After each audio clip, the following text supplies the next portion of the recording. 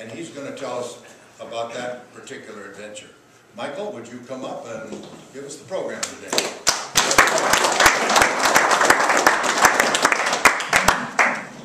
want to take that cover off today. Microphone, please, because we're getting older and harder hearing. Put the lights on.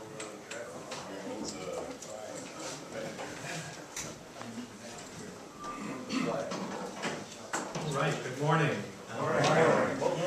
As my grandpa said, my name is Michael Seeley, and just as a short introduction, I'm a junior at Augustana College in Sioux Falls, South Dakota. And I'm studying history and government with plans to eventually go to law school and become an attorney. And this summer, I was just wonderfully blessed and very lucky to receive a full-ride scholarship to travel and study in Norway for 7 weeks. And I'd just like to tell you all a little bit about my trip and how wonderful it was. So first, just a quick overview of what I did.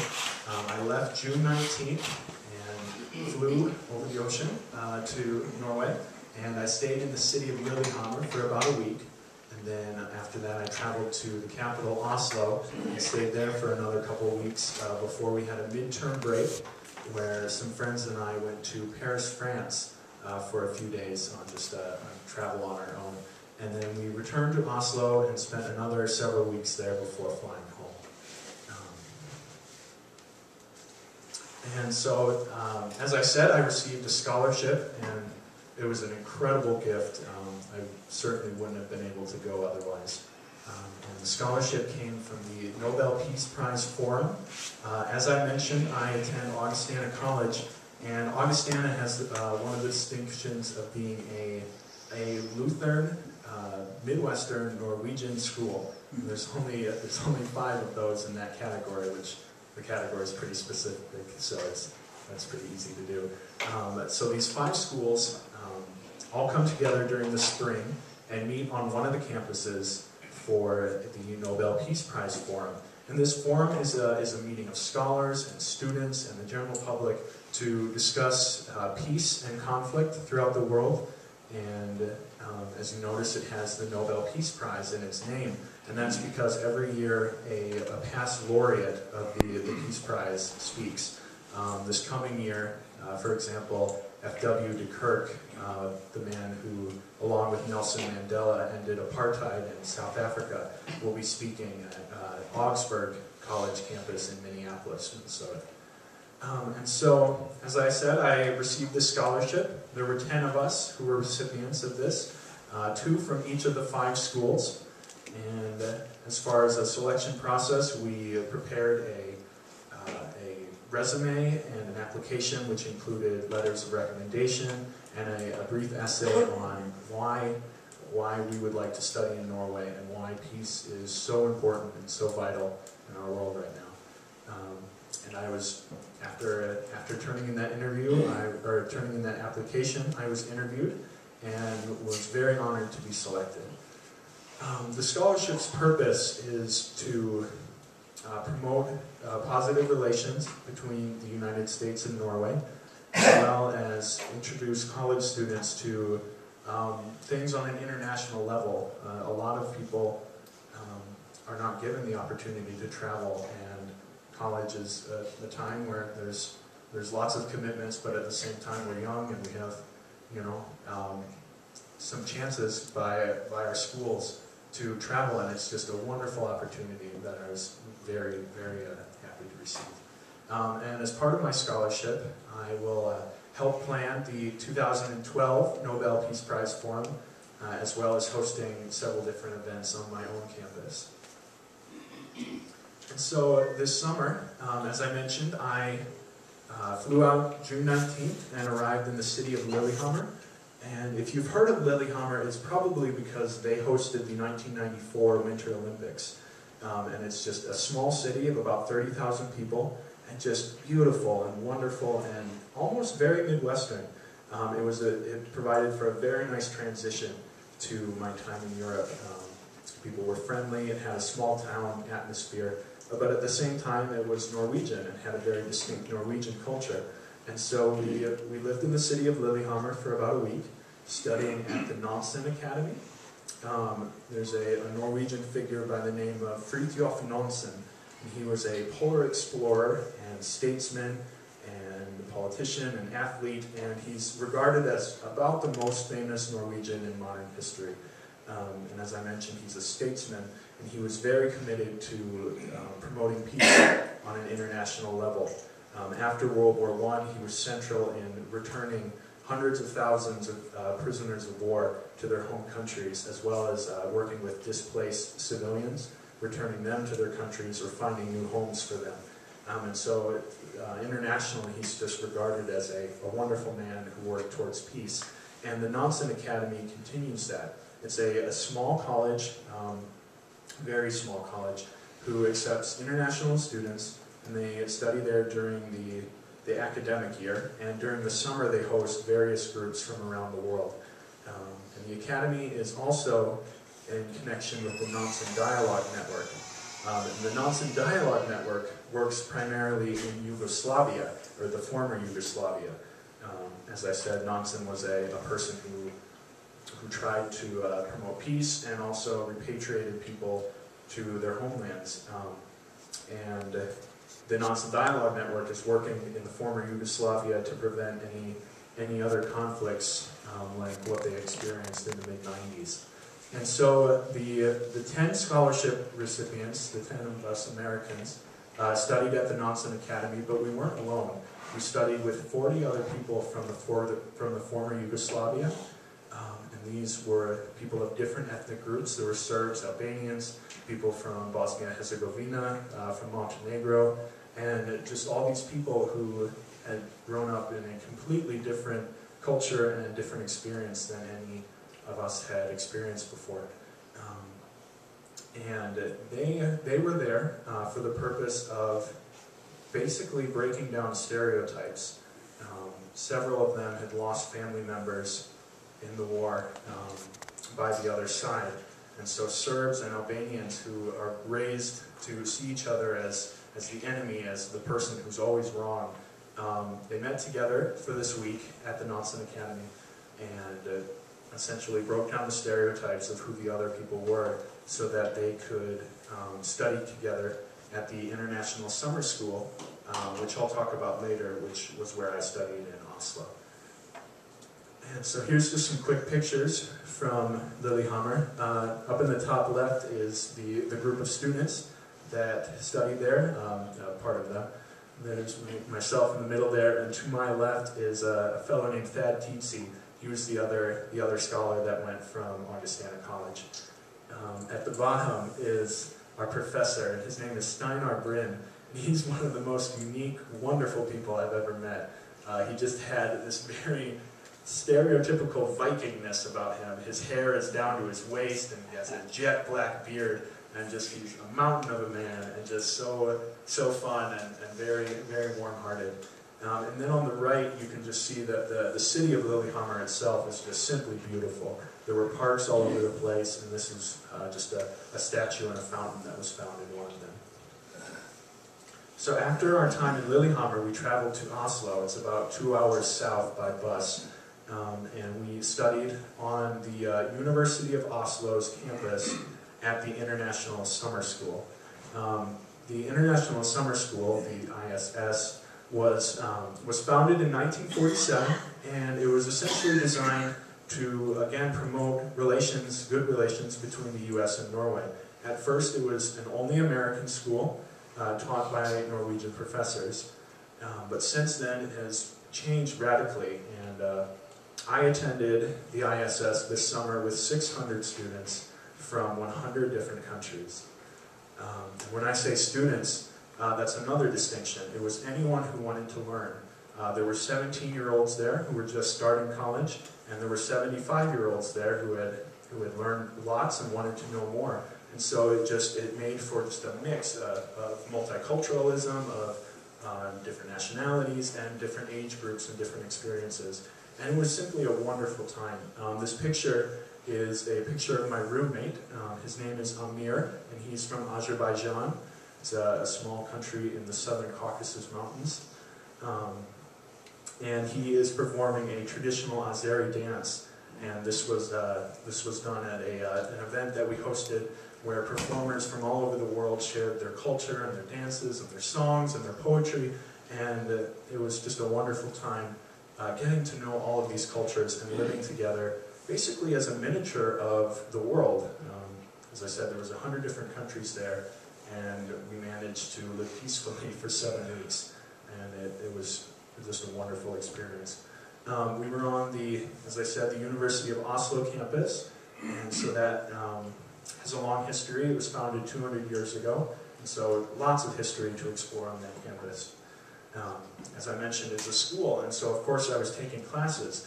Just a quick note about European college procedures. In the United States, at least in the post-secondary level, there's a great emphasis on the learning process.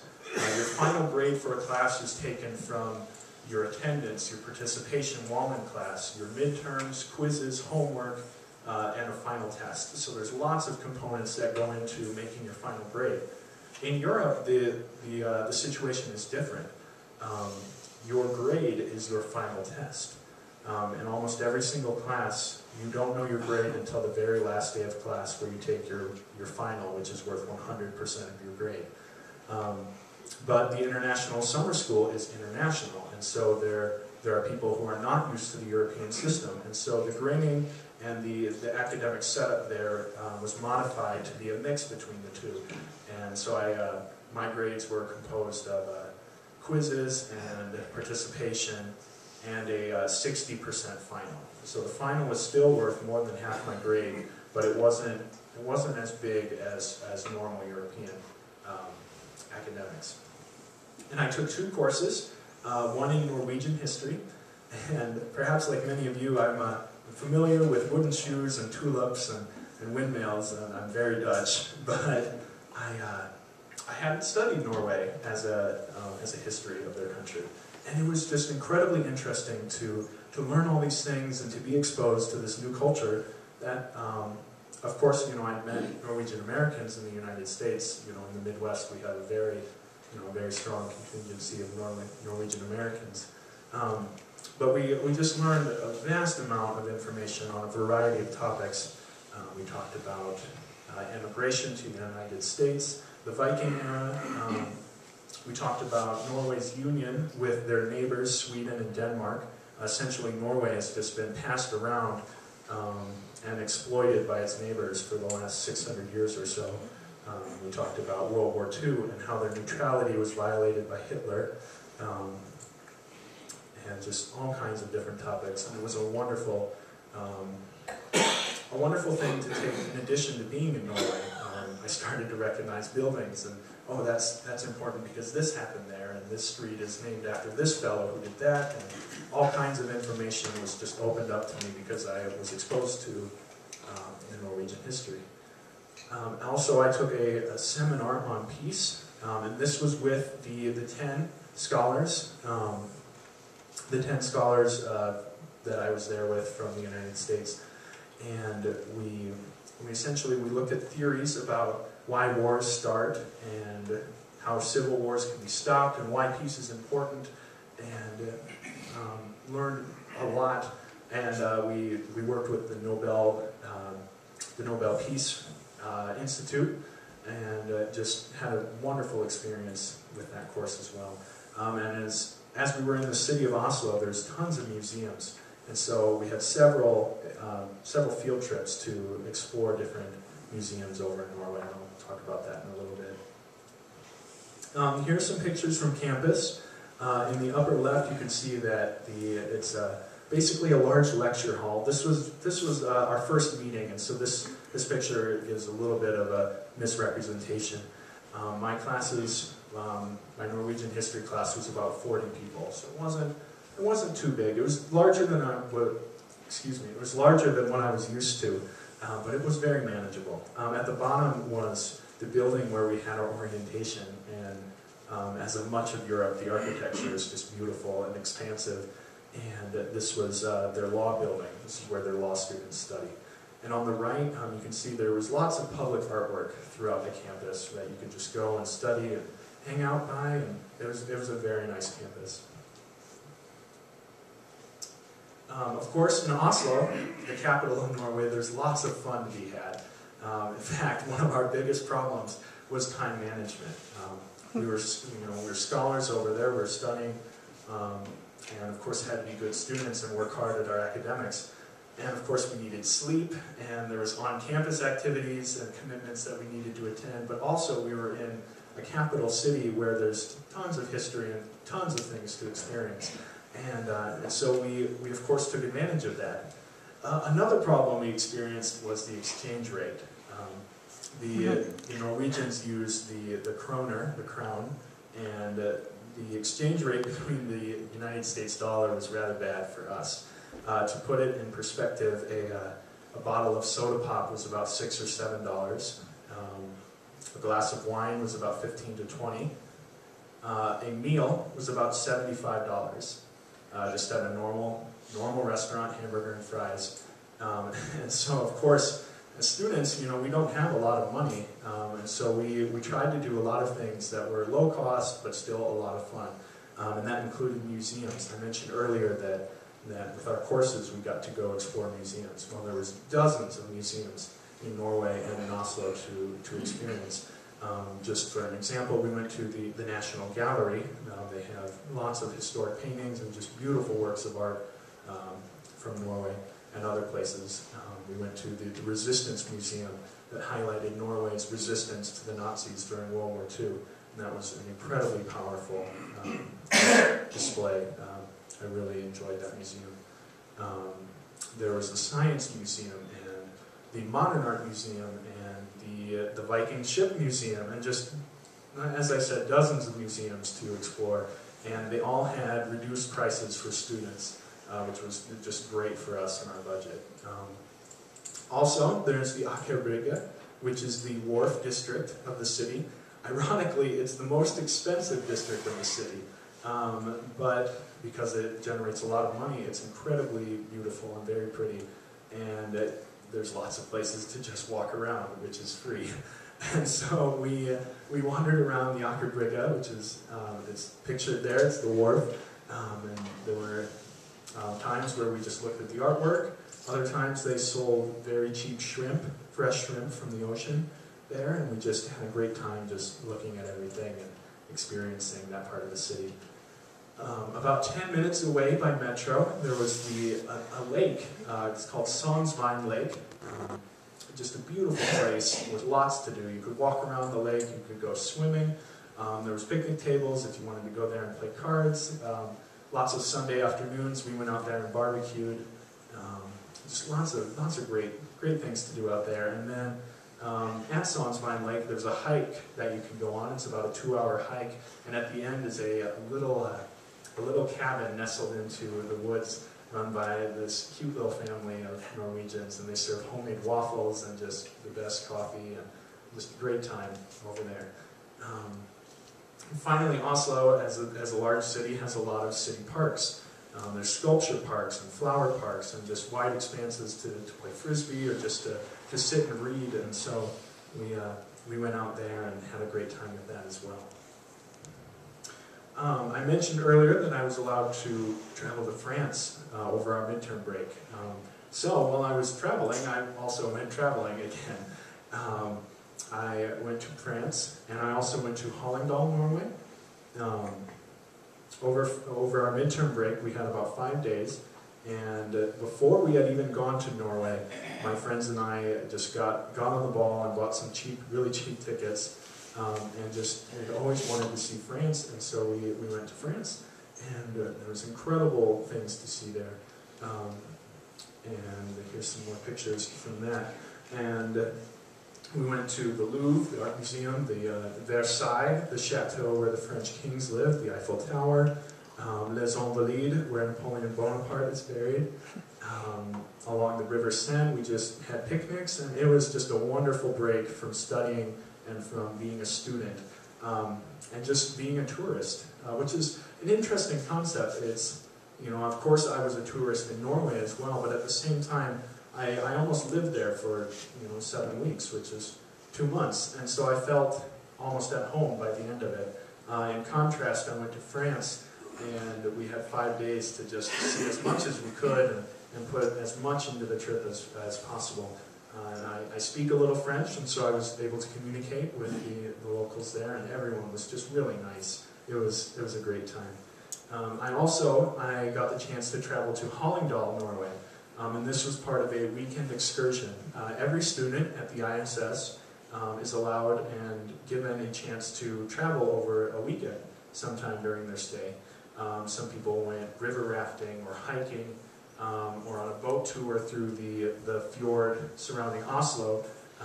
Instead, I went to Hallingdal, which was this historic district in the middle of Norway, and we did tons of fun things. There was a wildlife park there. On the previous page you saw there was a moose. We saw moose and bobcats and elk and reindeer and winter foxes and just all kinds of wildlife that are common in Norway.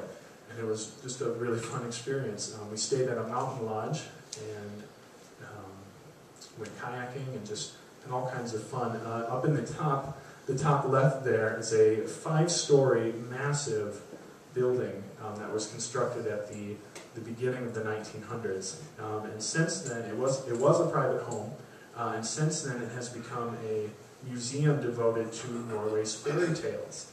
And so they had lots of displays and fun artwork and panoramas, all devoted to the fairy tales of Norway. And for an afternoon, we got to explore this massive home and learn a bit about Norwegian folk culture. And it was just, the whole deal was just incredibly fun. And speaking of Norwegian culture, just a quick note about that. The people are just very warm once you get to know them. Norway, as you know, is a very northern country. It's very winterous. There's lots of snow for sure many months out of the year. And so the people there are very resilient and very stoic. They've had to deal with the natural environment and the natural challenges of Norway.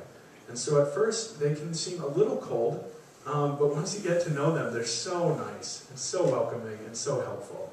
And that was just a wonderful thing to experience. And just a humorous note, my professor Steinar had lived in the United States, and he saw a sign for a garage sale, and went to it and attended his first garage sale and was just completely floored by the idea of a garage sale. Norwegians, when they receive or collect a possession, they don't give it away. Almost every single Norwegian has their skis from when they were 4 years old tucked away in the basement. They never look at it, they never use it, but it's just a foreign concept to sell their possessions. And just, many small cultural differences like that. And it was very fun to get to know the Norwegian people. The food. I think many stereotypes start with a kernel of truth. You might have heard that Norwegians love fish and potatoes. That one is absolutely correct.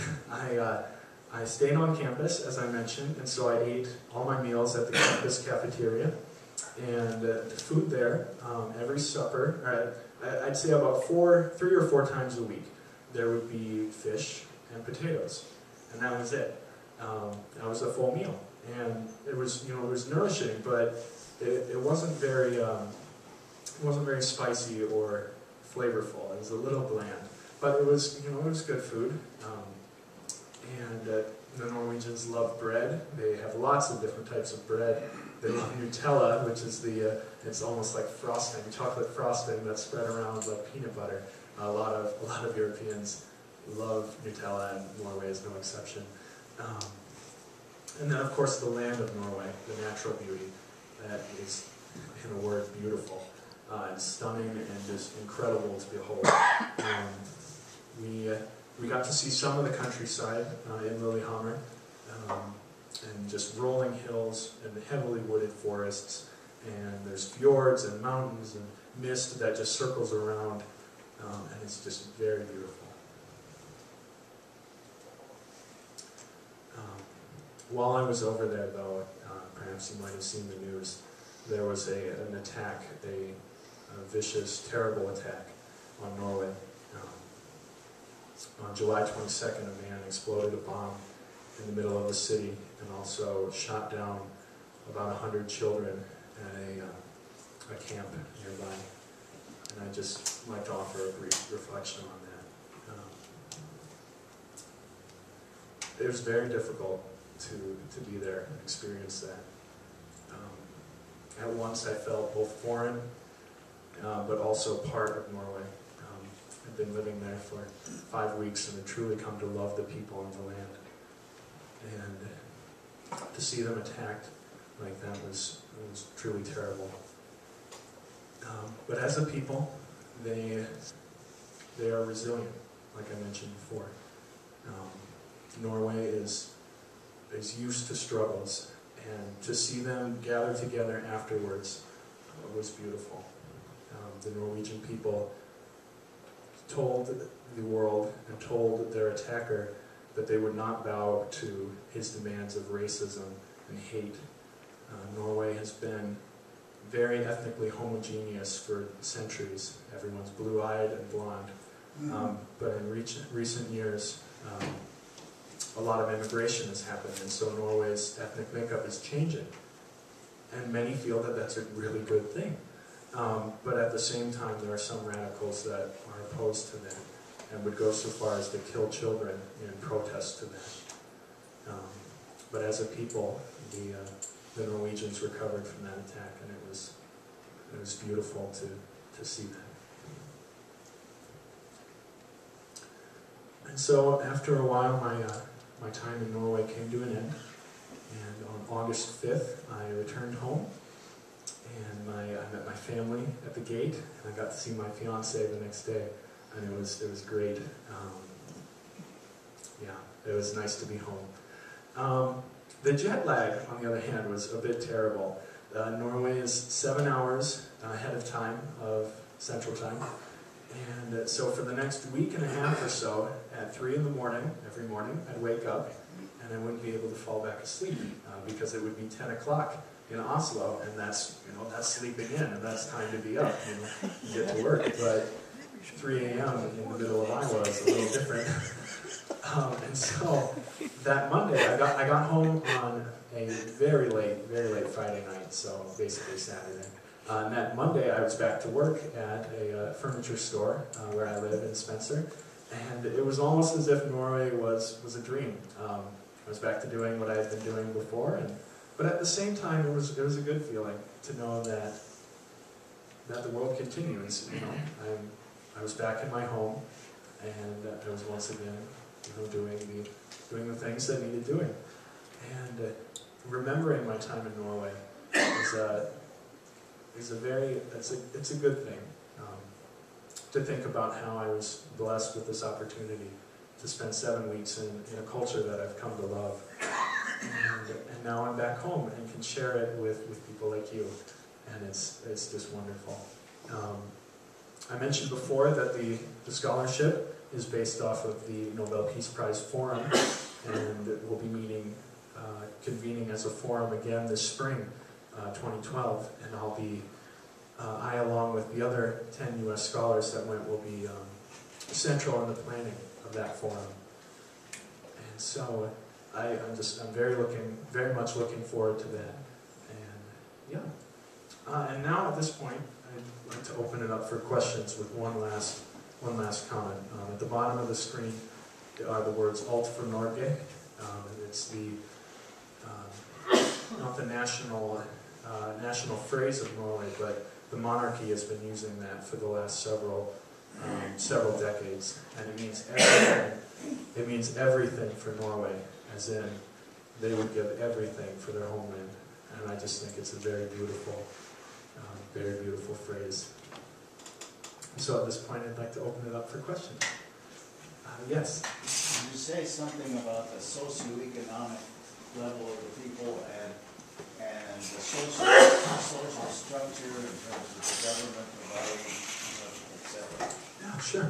I mentioned earlier the exchange rate was rather vicious for a United States citizen, and that is partly because the average person in Norway earns $70,000 US a year, and that's the average person.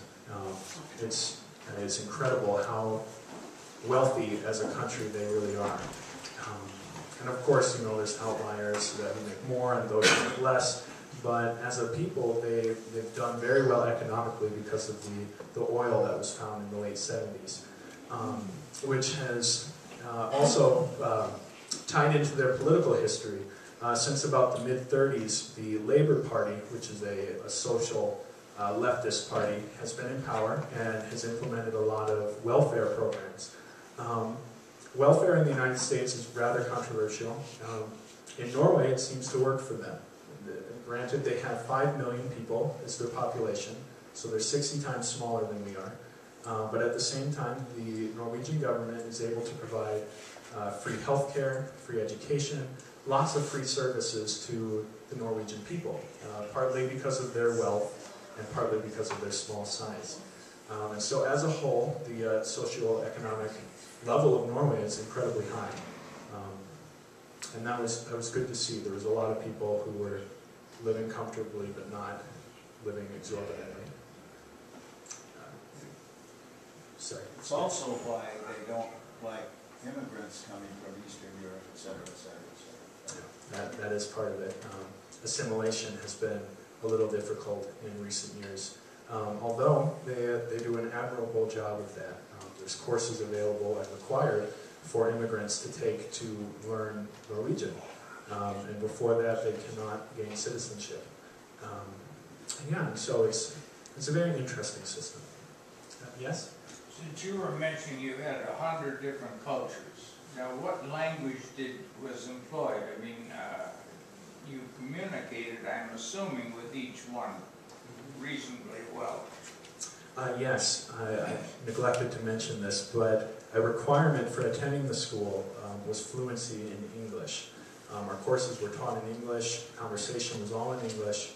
Of course, there was a lot of students there to take courses on the Norwegian language, but at the same time, it was a requirement to speak English. And so I really, as an American, I had no problems communicating for the most part.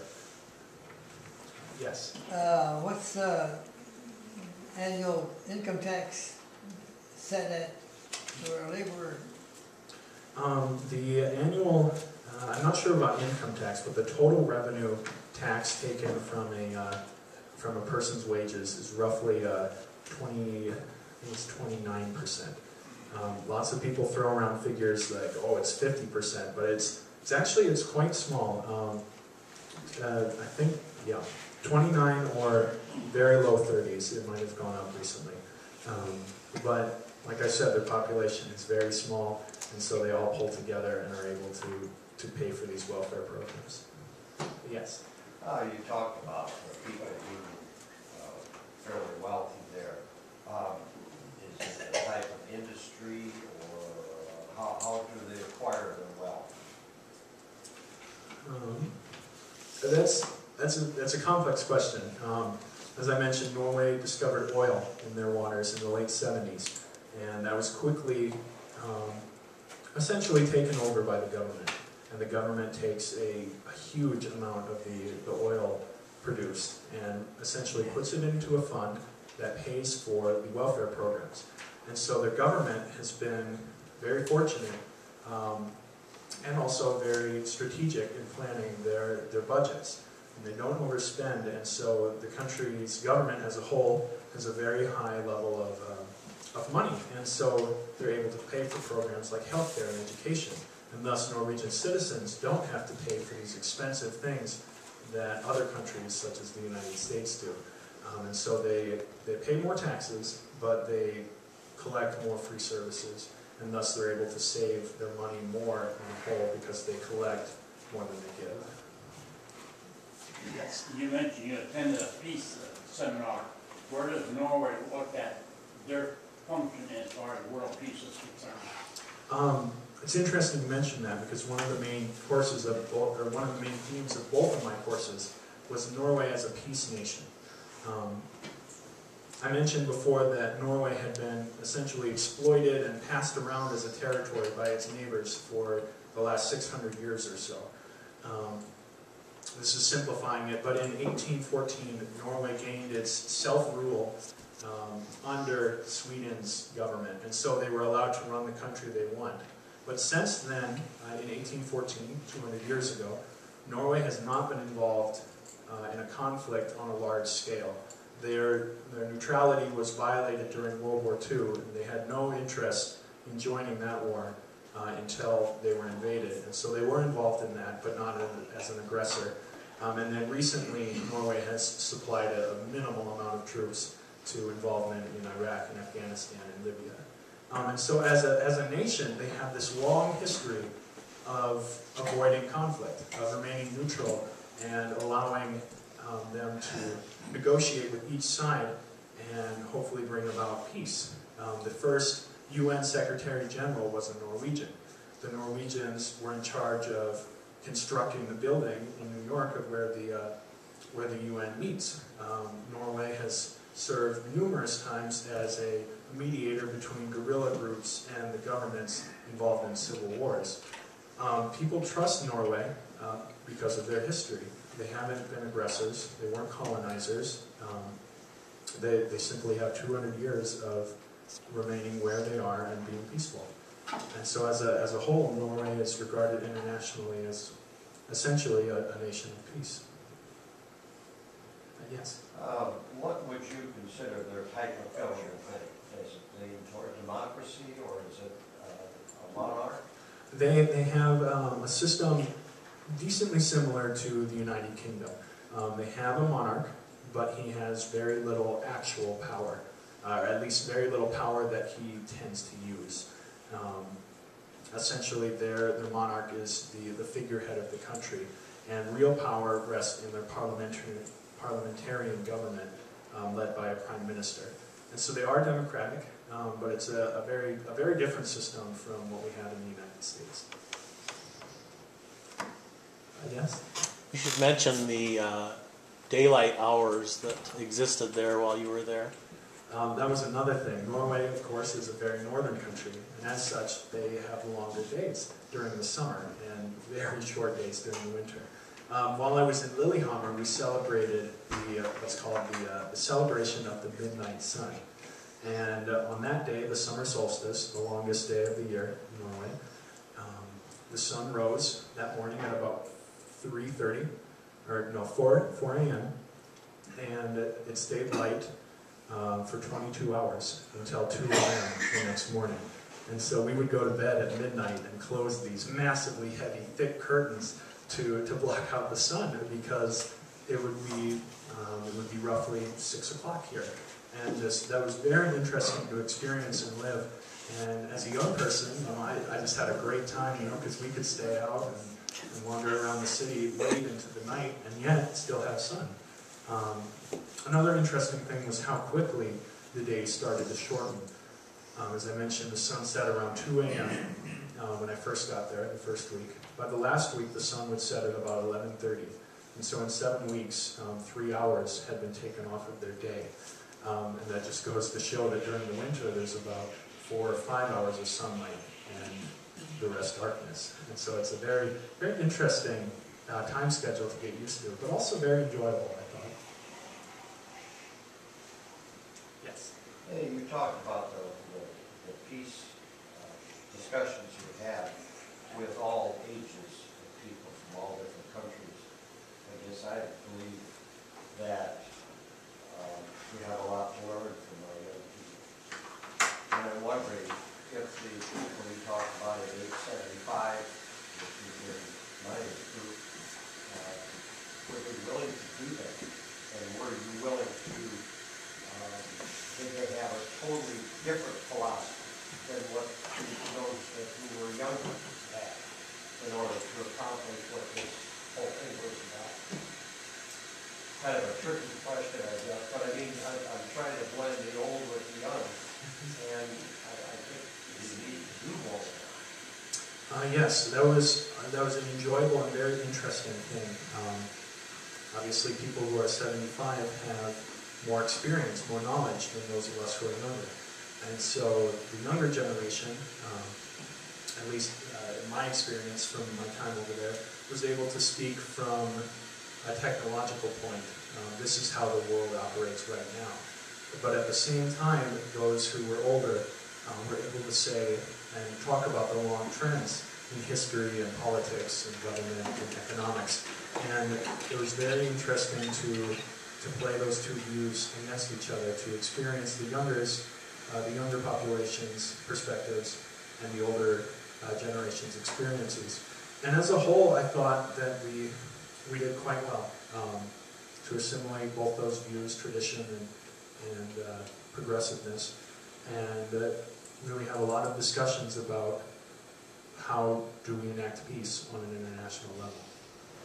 Do you feel that maybe this could prompt those of you that have the opportunity to travel like you have? Do you feel that that sort of conference or meetings could be of some value here in this country? Definitely. Part of my scholarship is to enhance discussion on campus, but also in communication with the community.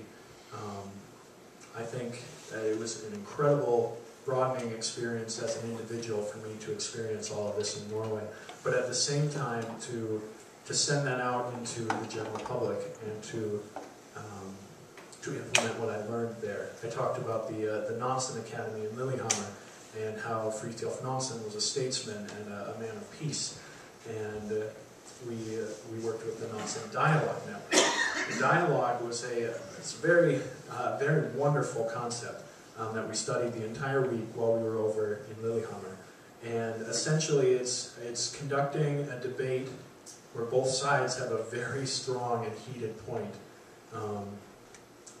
For instance, in Lillehammer, there were Serbs who had killed Albanians, and when you get that between two different cultures, there's some very, very intensive feelings about that, and rightly so. But dialogue involves not trying to win the argument, but instead to be empathetic to the other person, saying, well, that may have happened, but I understand where you're coming from. And as a whole, it doesn't involve getting bogged down in the little details about who's right and who's wrong, and instead it involves seeing the other person as a person and not as a stereotype. And I think that's an incredible skill that could be used here. Not to quote modern things, but our government is rather deadlocked at this moment between the two political parties. And being empathetic and being able to compromise is a skill that could definitely be worked on in the United States. Yes? Are there any slum areas in the country at all, or poor places where the poor people live? As I can only speak to my experience. In the city of Oslo, it is a city. Some areas are less developed than others, but at the same time, the country as a whole is richer than we are. And there were several people that I saw who were homeless and living on the streets, but at the same time, the numbers were incredibly much lower than those I had experienced in cities like Chicago or other cities in the United States.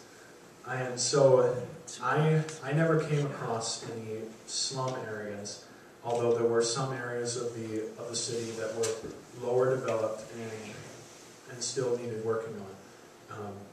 But as I said, as a whole, they're richer than we are. Yes? Other than oil, do they trade other products back and forth with other countries, or what is their means of communication that way?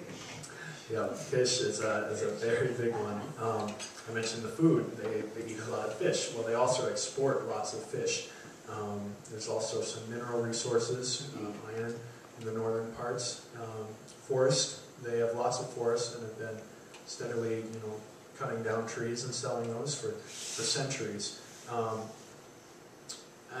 As I mentioned, they found oil in the late 70s.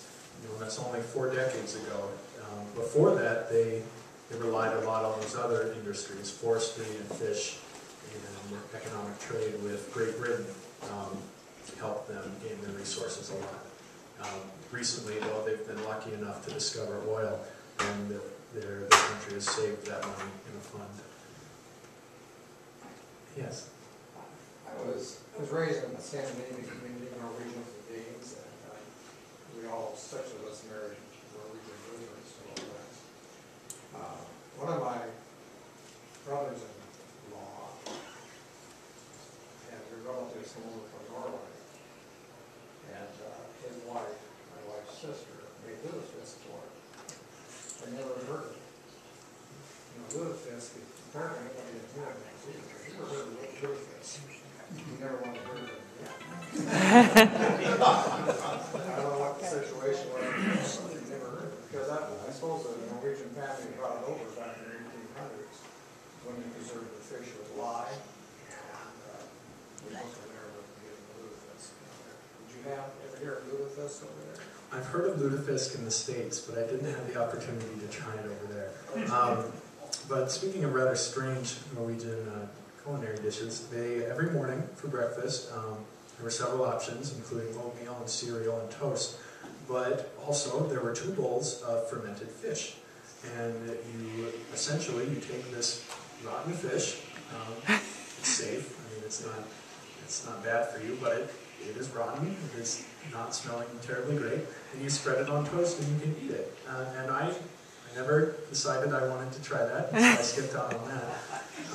But Norwegians also love things in tubes. They just have like a tube the size of a toothpaste. You have caviar, or jelly, or other different flavorings like spices, and you take your tube and you spread it on crackers or on bread, and that's a snack or that's a meal. And it's just very interesting to see minor differences in things like food or culture like that.